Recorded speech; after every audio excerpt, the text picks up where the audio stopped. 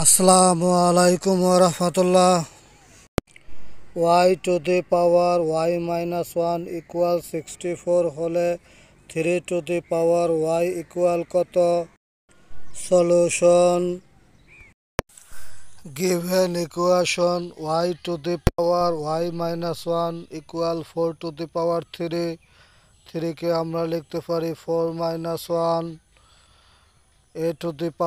a equal b হলে আমরা লিখতে পারি a equal b, hence y equal 4। Now 3y equal 3⁴ equal 81 answer.